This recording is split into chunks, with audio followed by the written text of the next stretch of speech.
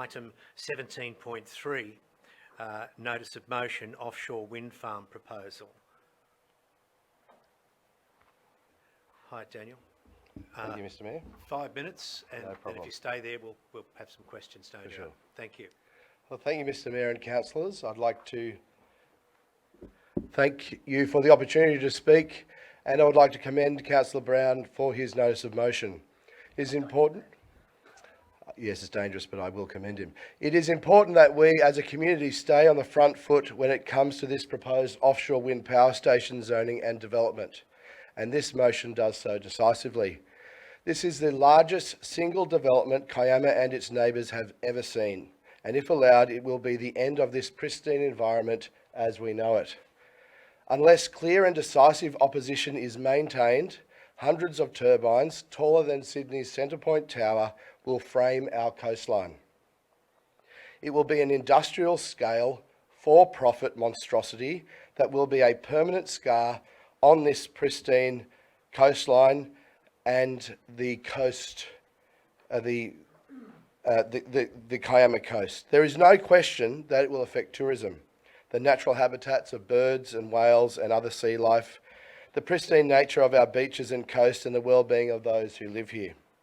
The turbines will be there when we swim, when we surf, when we fish, when we watch whales, if any whales will ever come past again, when we walk the dog after a hard day's work. Their lights will flash all night. Their blades will flash all day. There will be no escape. It will be a disfigurement of the sea and a scar on our hearts. They will be relentless. This may sound dramatic, but I believe it to be true. In fact, the proposal is so dramatic that when I discussed it with members of the community, a number of them would not believe me and thought it was an elaborate hoax. How I wish that were so. It isn't just visual pollution that is concerning. The environmental impact of this is likely to be significant. Small amounts of research demonstrates to me that these turbines require significant outlay of fossil fuels for construction, maintenance and replacement.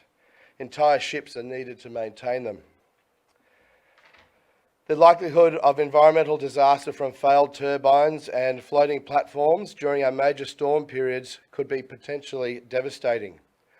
Furthermore, this is an enormous expansion of the industrial footprint to the south of Wollongong and will bring more and more industrial scale development onshore. There is already mention of onshore development required at Minamurra, Bombo and Jiroa. I believe it is fair to say that this will continue over time. Councillors opposing this development is opposing the industrialisation of Kiama and its neighbourhoods. I urge you not to simply sit and wait for more information or to wait and see what is proposed further down the line. This development, aided by government departments and legislation, will move ahead unless clear action is taken. By passing this motion, decision makers will hear the feeling of the Kiama community from the outset. Government departments and the MPs that oversee them will hear that we want better.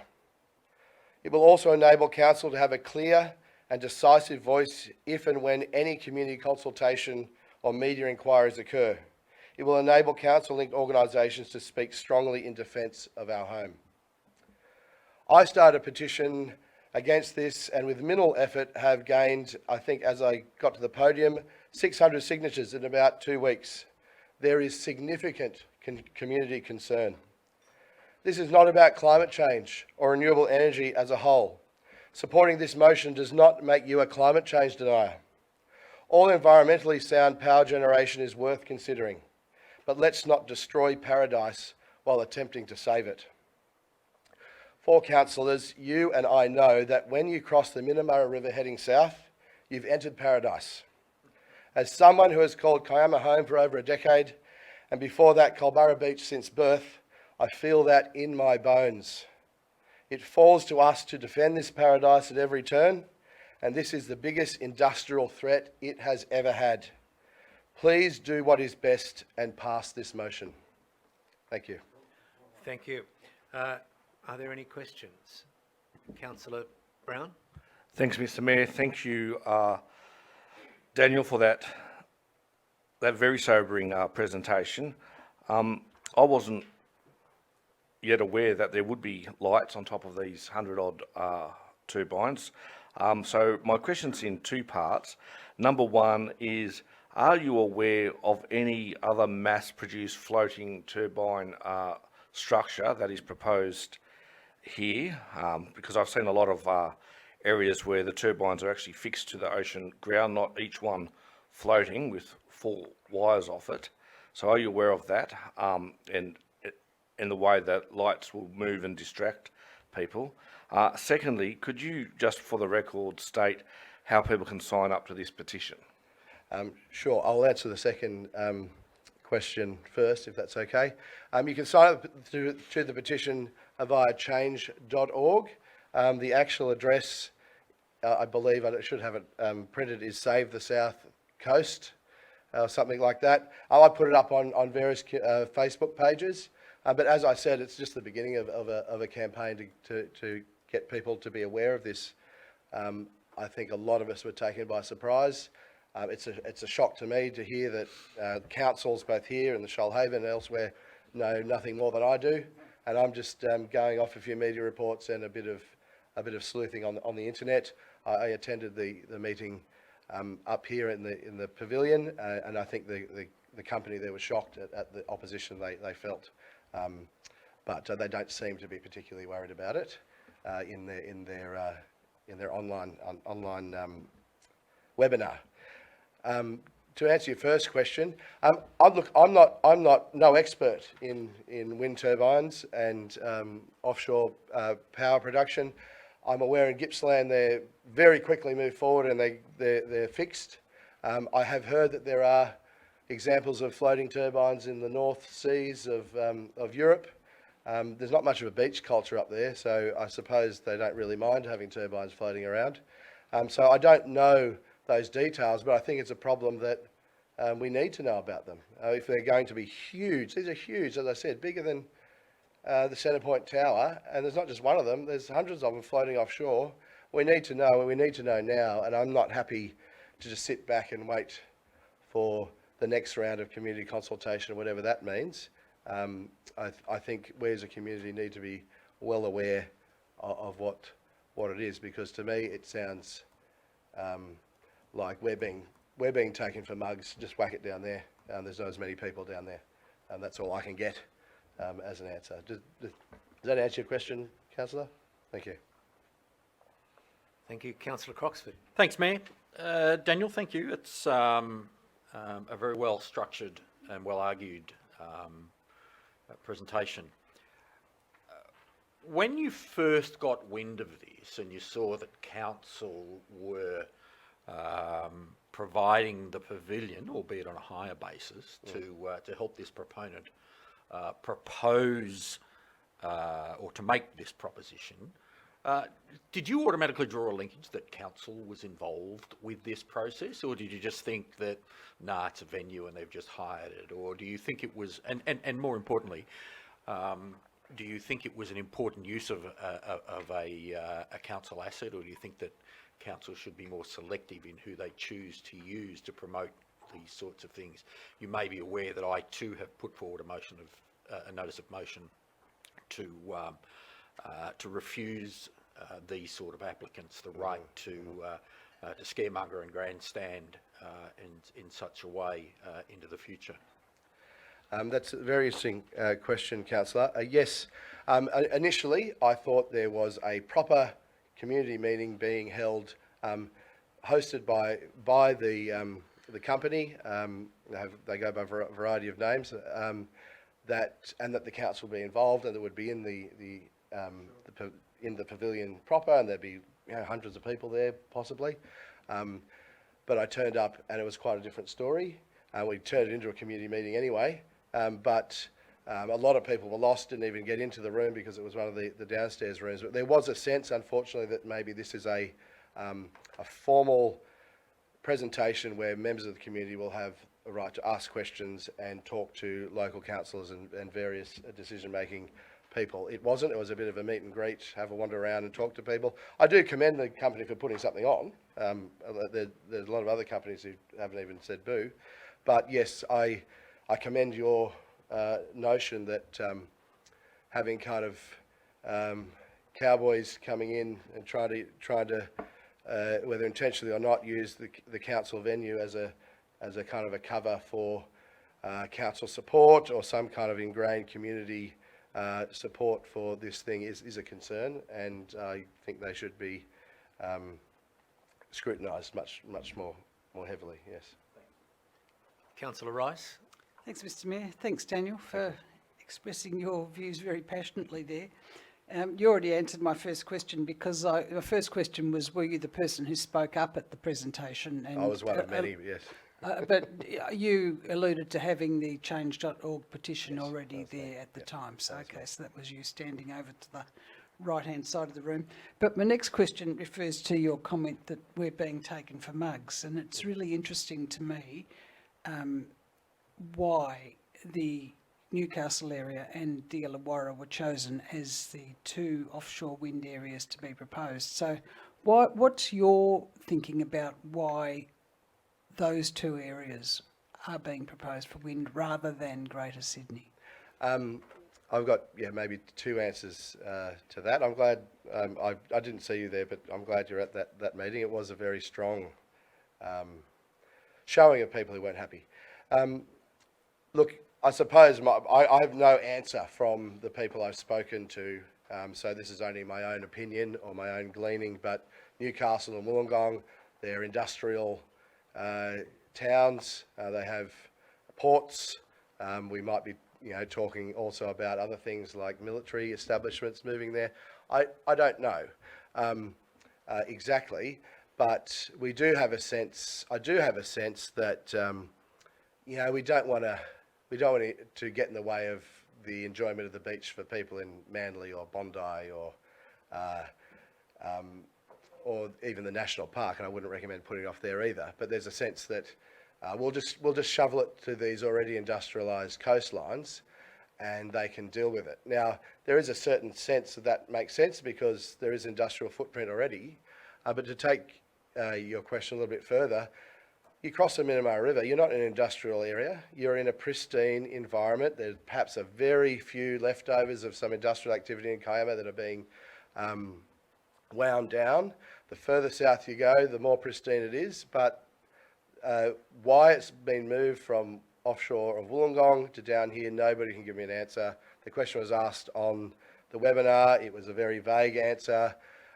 From conversations, it went from something we've got to get out of the way of the shipping lanes to, there was a girl in our office who said that, down here might be a good idea, to the department has said, go for that. So there's no real clear answer as to why, but it is an interesting point. Why isn't it off Sydney?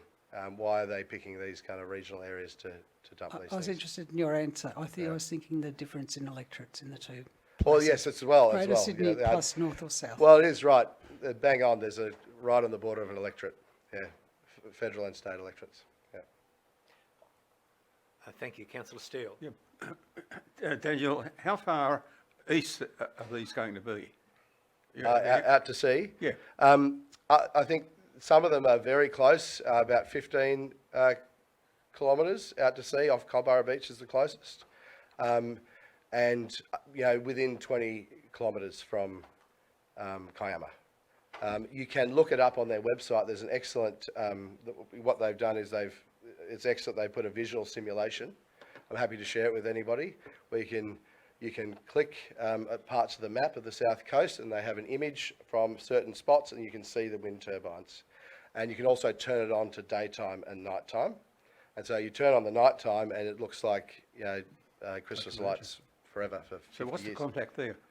Pardon? The contact to see that? It's South Pacific Offshore Wind Project. And on their first page, you scroll down, it says Visual Simulation.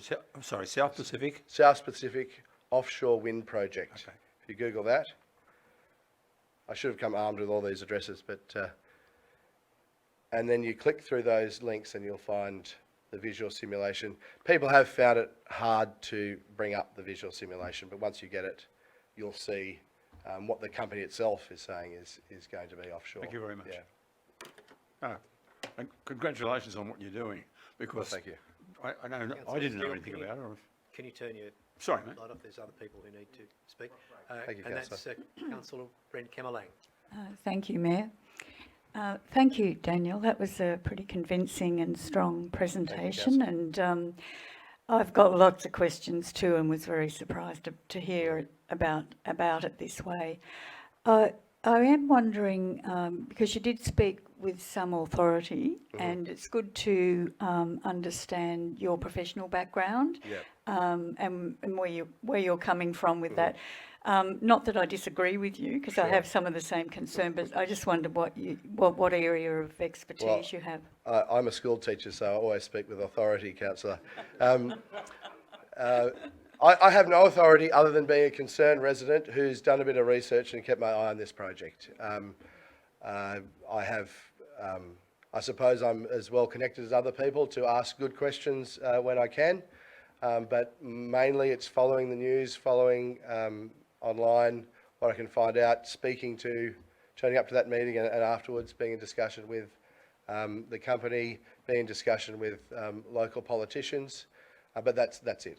I've got no authority. I'm an English history teacher, so that I can speak about Shakespeare for you if you like, with authority maybe, but not on wind turbines. But one thing I'd like to say is that I've lived here for a long time, and I think anybody who's lived here, short or long, is an authority at least on how beautiful this place is and how much we want to protect it. Thank you. Councillor Brown. Just a quick one, and please correct me if I'm wrong, Daniel, but this is a Norwegian company, is it trying to... I think it's Spanish. Spanish, is it? Yes, it's mainly, I can't tell you the split. There is an Australian component funding it as well.